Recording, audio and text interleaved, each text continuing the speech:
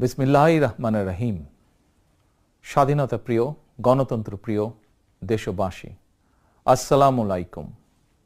5ই August, আজ থেকে ঠিক 1 বছর আগে 2024 সালের এই দিনে ফ্যাসিস্ট বাংলাদেশ ছেড়ে পালিয়েছে। রাহমুক্ত হয়েছে বাংলাদেশ।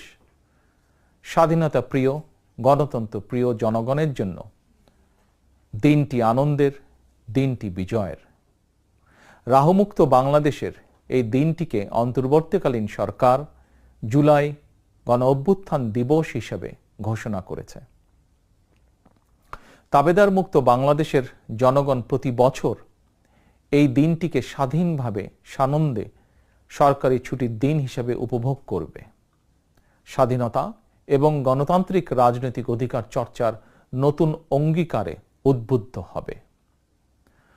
গণতন্ত্র প্রিয় ভাই ও বোনেরা, 21 শতকের এই বাংলাদেশে পলাতক স্বৈরাচার এক বিভীষিকার রাজত্ব কায়েম করেছিল। গুম, খুন, অপহরণ, হামলা, মামলা, নির্যাতন, নিপীড়নকে সাধারণ এবং স্বাভাবিক ঘটনায় রূপান্তর করেছিল।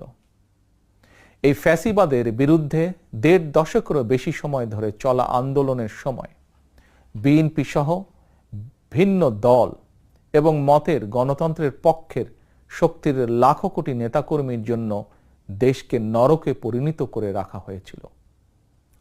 শত শত মিথ্যে মামলার কারণে ভিন্ন দল এবং মতের লক্ষ লক্ষ নেতাকর্মী সমর্থকের ঘর বাড়ি ছাড়া করে দেওয়া হয়েছিল। অনেকের পারিবারিক বন্ধন ছিন্ন হয়ে গেছে।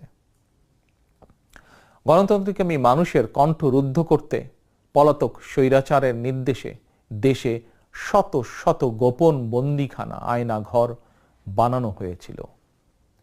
সেই আয়নাঘরের অন্ধকার প্রকোষ্ঠে জলজন্ত মানুষকে দিনের পর দিন, রাতের পর রাত, বছরের পর বছর আটকে রাখা হতো।